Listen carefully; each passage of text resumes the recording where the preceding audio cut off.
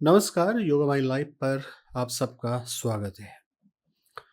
काफ़ी समय से मैं बहुत सारे क्वेश्चंस के रूबरू हो रहा हूँ, ख़ास तौर पे जो कमेंट सेक्शन है। इसके अलावा भी मैं एक तरीके से जब मेरी अ, विद्वानों के साथ डिस्कशन होती है, उसमें भी एक टॉपिक मेरे दिमाग में या मेरे सामने बार-बार आ रहा है और मैंने पहले भी कई वीडियो में उस टॉपिक को कवर करने की कोशिश की है, बताया भी है। लेकिन आज मैं उस टॉपिक पे सीधे तौर पे बात करना चाहता हूँ क्योंकि वो बड़ा इम्पोर्टेंट टॉपिक है, ख़ास तौर पे हिंदू धर्म के लिए। हिंदू जो शब्द है वो सिंधु शब्द से आया है, यानी कि ऐसा माना जाता है कि सिंधु शब्द से बिगड़ कर जो है हिंदू बन गया। यानी कि हिंदू एक्चुअल में धर्म नहीं है, हिंदू शब्द जो है धर्म के साथ जुड़ गया, ये इस तरीके का एक वाक्य है। मेरा टॉपिक हिंदू धर्म नहीं है, लेकिन हिंदू धर्म से संबंधित अवश्य है। मेरा टॉपिक है कि सनातन धर्म क्या है? सनातन धर्म पे मैं तरह-तरह के आर्टिकल पढ़ता रहता हूँ। हालाँकि मेरा फ़ेवरेट ये टॉपिक है और बड़ी मज़े की बात है, अगर मैं सनातन शब्द की अगर मैं अर्थ के बारे में पता करूँ, नेट पे अगर मैं खोजूँ, विकिपीडिया पे खोजूँ या बहुत सारी डिक्शनरीज़ हैं हिंदी की, वहाँ पे अगर मैं सनातन धर्म की बात खोजूँ, सर्च करूँ, अर्थ जानने की कोशिश करूँ, तो एक शब्द आता है जो सदा से हो, जो सदा से हो। ये बात बहुत ही हैरान कर देने वाली है कि कोई चीज़ सदा से कैसे हो सकती है? साइंस के हिसाब से कोई भी चीज़ ऐसी नहीं है जो सदा से हो। आप अगर साइंस के स्टूडेंट हैं या आप, क्योंकि मेरी जो ग्रेजुएशन है वो साइंस से हुई है। तो जब हम फिज़िक्स जब पढ़ा करते थे, फिज़िक्स के लॉज़ पढ़ा करते थे, तो एक बात बड़ी इंटरेस्टिंग आती थी भी, ये जो कोई भी सब्सटेंस ऐसा नहीं है जो सदा से हो, हर सब्सटेंस पैदा होता है और पैदा होने के बाद जो है उसमें चेंजेज़ आते हैं और चेंजेज़ होने के बाद वो डिके होना शुरू होता है, हर सब्सटेंस। तो ऐसी कोई भी चीज़ नहीं है साइंटिफिकली कि जो सदा से हो, हर चीज़ में डिके आता है। अब कोई चीज़ सदा से कैसे हो सकती है? और कोई धर्म जो है वो सदा से कैसे हो सकता है? ये सनातन धर्म के बारे में मैंने आपको हल्की सी इंट्रोडक्शन दी। अब मैं आता हूँ भगवद गीता पे। भगवद गीता में भगवान श्री कृष्ण जो है अर्जुन को 9वें अध्याय में, 9वें अध्याय से पहले जो है कर्म योग और उसके बाद सांख्य योग, सांख्य योग के बाद आत्म संयम योग, भक्ति योग, सब भक्ति योग सॉरी बाद में है, ज्ञान योग, सब कुछ जा लेता है। 9वें अध्याय में, जिसका 9वें अध्याय का जो नाम है वो राजगुहा योग है। वहाँ पे भगवान श्री कृष्ण अर्जुन को बोलते हैं कि मैंने यह योग, जो मैंने आपको योग बताया है, यानी कि भगवान श्री कृष्ण ने अर्जुन को जो योग बताया है, कि मैंने यह योग जो है सूर्य से कहा था और सूर्य ने इस तरीके से जो है उन्होंने एक परंपरा बताई है। अर्जुन बड़े हैरान होते हैं कि भाई आप तो जो है, क्योंकि वो उनके साथ रहते हैं, तो वो बोलते हैं कि आपका जन्म तो अभी का है और आपने कैसे सूर्य को कह दिया और ये इतना पुराना जो है ये किस तरीके से हो सकता है? तो उसके बदले में वो जवाब देते हैं कि अ, तेरे और मेरे जो है पहले बहुत सारे जन्म हो चुके हैं, तुम उनको नहीं जानते लेकिन मैं जानता हूँ।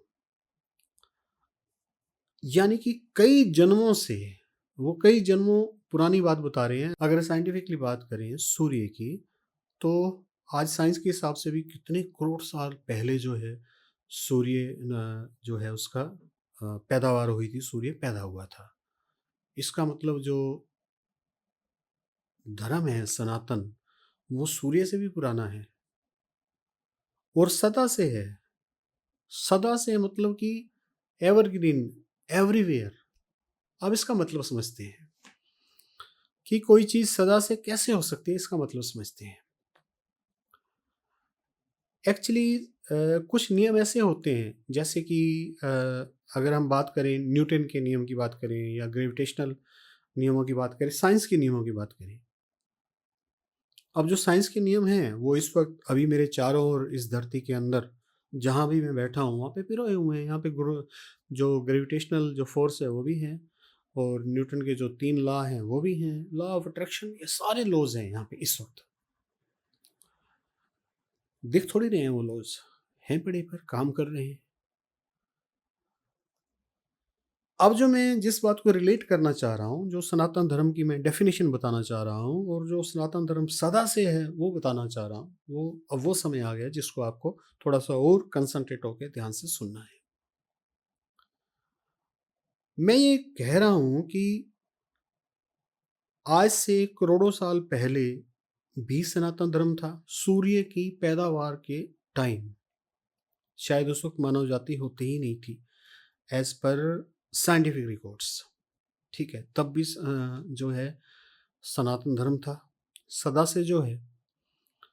और मैं ये मानता हूँ कि कल को विनाश हो जाए, जो मानव जाति है वो समाप्त हो जाए, खत्म हो जाए, मानव जाति का विनाश हो जाए, मानव जाति समाप्त हो जाए, कोई भी मानव ना बचे, चारों ओर प्रलय आ जाए, जल हो जाए, कुछ भी हो जाए, जब हम बचेंगे ही नहीं तो कुछ भी हो जाएगा, हमें पता ही नहीं चलेगा।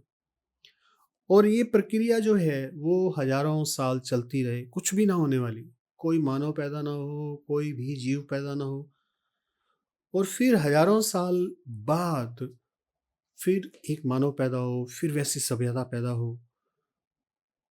और मैं ये मानता हूँ जब हजारों साल पहले, और उस बात को मैं प्रूव करूंगा अभी कि कैसे मानता हूँ, फिर जो ये सनातन धर्म है ना ये पैदा हो जाएगा।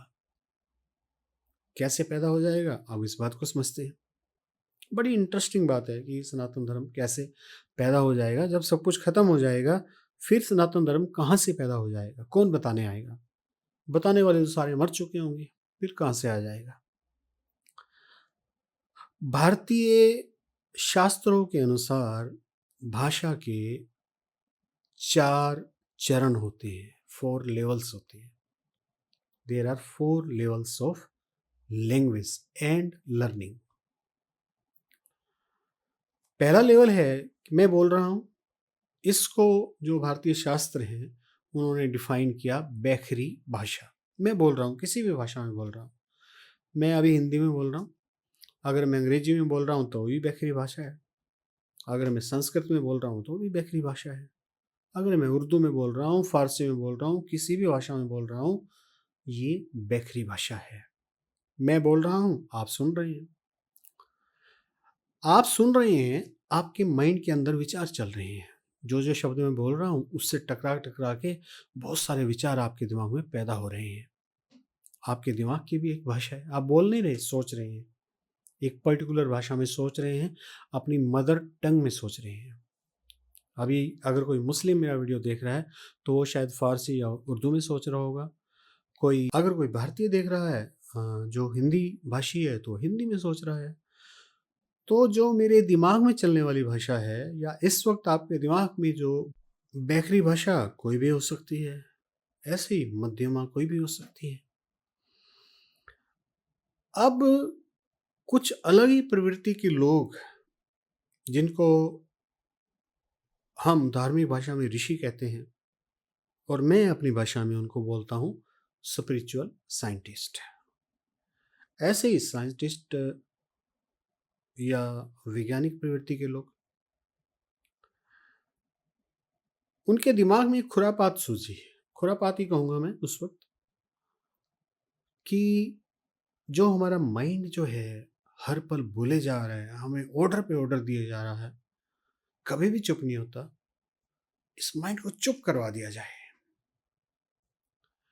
भले लोग थे, सोचने वाले लोग थे, वैज्ञानिक प्रकृति के लोग थे, बैठ गए, इस टास्क को लेके कि माइंड को चुप करवाना है। धीरे-धीरे सफल भी होने लगे। जिन तकनीक्स का उन्होंने प्रयोग किया, उनको हम बोलते हैं ध्यान की तकनीकें। आज के युग में मेडिटेशन की तकनीक्स। वो अपने प्रयास में सफल होते जा रहे थे और धीरे-धीरे ऐसे करते-करते उन्होंने अपने मन को चुप करवा लिया। जैसे ही मन को उन्होंने चुप करवाया, अब एक अलग सीन जो है उभरने लगा, बिल्कुल अलग सीन। अब वो जो सीन उभरने लगा, वो साइंटिफिक तरीके से, एक नॉलेजफुल तरीके से उनके माइंड के अंदर जो है वो ट्रैवल करने लगा, आने लगा। हमारे भारत में जो फिलॉसफी है, जिसको वर्ड फिलॉसफी कहता है, उसको हम बोलते हैं दर्शन शास्त्र। यहाँ पे दर्शन शास्त्र की बात आती है। यहाँ पे दर्शन शास्त्र जो है तर्क संगत लगता है कि दर्शन शास्त्र को क्यों दर्शन शास्त्र कहते हैं। दर्शन का मतलब देखना। अब उनका माइंड चुप था। अब वो क्या काम कर रहे थे? देख रहे थे। क्या देख रहे थे? जो माइंड के अंदर अपने आप उभर रहा था एक साइंटिफिक तरीके से, जो अपने आप उभरा, वो हमारा दर्शन शास्त्र हुआ, वो हमारा सनातन धर्म हुआ। अब आप उत्पत्ति को समझ गए कि सनातन धर्म पैदा कैसे हुआ। किसी भी पैगंबर ने, किसी भी देवता ने, किसी भी देवी ने कोई किताब लिखकर नीचे नहीं फेंकी। ये उन ऋषियों के ज़हनों में, उनके दिमागों में अपने आप पैदा हुआ एक प्रक्रिया के द्वारा। इस प्रक्रिया में अपने माइंड को उन्होंने बंद कर दिया, चुप करवा दिया। अब मैंने बताया कि अगर ये जो सल्तनत है, जो ये संसार चल रहा है, ये इसका विनाश हो जाता है और हज़ारों साल तक वो विनाश की प्रक्रिया बनी रहती है, कोई पैदावार नहीं होती और फिर जो अज्ञात शक्तियाँ हैं, फिर मनुष्यों को पैदा कर देती हैं। फिर कोई मनुष्य बड़ा होगा, फिर कोई मनुष्य खुरापाती होगा, फिर कोई मनुष्य इस तरीके से सोचना प्रारंभ करेगा, फिर कोई मनुष्य इस तरीके से बैठना शुरू करेगा और फिर ये सनातन धर्म जो है पैदा हो जाएगा, क्योंकि ये सदा से है। जैसे मेरे आज चारों ओर इस वक्त सारे के सारे नियम काम कर रहे हैं। कौन से नियम? फिजिक्स के नियम, ग्रेविटेशनल नियम काम कर रहे हैं। दिख थोड़ी रहे हैं आपको, लेकिन काम कर रहे हैं यहाँ पे, सदा से हैं। पहले भी थे ग्रेविटेशनल नियम, नए थोड़ी हैं। ऐसे ही सनातन धर्म के जो नियम हैं, कायदे हैं, अपने आप दिमागों में पैदा होते हैं, बशर्ते कंडीशन कि हम अपने दिमाग को बंद कर दें। अब एक और बात आपको बताता हूँ, परंपरा। परंपरा शब्द हमने बहुत बार सुना है। मेरा वीडियो अलग से भी है परंपरा पे। फिर भी क्योंकि रिलेटेड टॉपिक है, तो यहाँ पे भी मैं वही बात बता दूँ ताकि आपके मन में परंपरा शब्द का मतलब क्लियर हो जाए। अक्सर हम कहते हैं, हर धर्म के लोग कहते हैं कि हमारी परंपरा है, हमारी सदियों से चली आ रही परंपरा है, हम इस परंपरा को मानते हैं, ये हमारे देश की परंपरा है, ये हमारे समाज की परंपरा है, हम इस परंपरा के लोग हैं। इसका मतलब क्या है? अब आपको इंस्ट्रक्शन मिली एज ए सनातन धर्म, कब मिली? जब अपने माइंड को आपने बंद करवा दिया। अब वो ऋषि थे, खोजी प्रवृत्ति के लोग थे, खुरापाती लोग थे। जब उन्होंने उस साइंस को अपने दिमाग के अंदर धारण कर लिया, तब उनके दिमाग के अंदर एक और क्वेश्चन पैदा हुआ कि ये जो सीन हमारे सामने उभरे, जो हमने दर्शन किया, जो दर्शन शास्त्र बना, ये आया कहाँ से?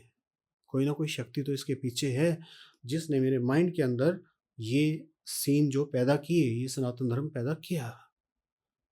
उस शक्ति को बोला गया परा, पराशक्ति।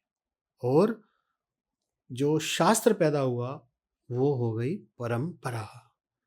यानी कि परा से जो प्राप्त हो, वो हमारी परंपरा है। इसलिए परंपरा जो है, वो कोई छोटी चीज़ नहीं होती, वो कोई छोटा नियम नहीं होता, वो किसी ने बनाई नहीं होती। परंपरा पराशक्ति से पैदा होती है, शक्ति के द्वारा दी गई होती है। तो हमने समझा, बड़ा गहन टॉपिक था ये और शायद आसानी से समझ आने वाला नहीं है, क्योंकि जब भी मैं इसके बारे में डिस्कशन करता हूँ, तो लोगों के बड़े अजीब से कमेंट्स आते हैं। मेरी नज़र में अजीब से होते हैं, क्योंकि मैं इस तरीके से सोचता हूँ कि वो पूछते हैं कि वेद कहाँ से पैदा हो गए, वेद ऐसे कैसे पैदा हो सकते हैं? क्योंकि मैं भी जो आपको बता रहा हूँ, वो हमारे शास्त्रों का रेफ़रेंस दे के ही बता रहा हूँ। जो भाषा के मैंने 4 आपको स्टेजेस बताई, लेवल बताए, ये हमारे शास्त्रों में ही मेंशन है। और दर्शन शास्त्र जो शब्द है, जबकि विदेशों में, यानी कि जो बाहर की सभ्यताएँ हैं, वो इसको फ़िलॉसफ़ी बोलते हैं। फ़िलॉसफ़ी का मतलब दर्शन शास्त्र नहीं है। बड़ी मज़े की बात है। फ़िलॉसफ़ी का मतलब दर्शन शास्त्र नहीं है। फ़िलॉसफ़ी का मतलब होता है लव ऑफ विज़डम। फ़िलिया माने लव होता है, और जो इसकी जो साइकी शब्द होता है, वो माइंड से जुड़ा होता है, बुद्धि से जुड़ा होता है। और हमारा जो है दर्शन शास्त्र का फ़िलॉसफ़ी से कोई भी लेना-देना नहीं है। लेकिन ये बड़ी अजीब बात है और बड़ी मज़े की बात है।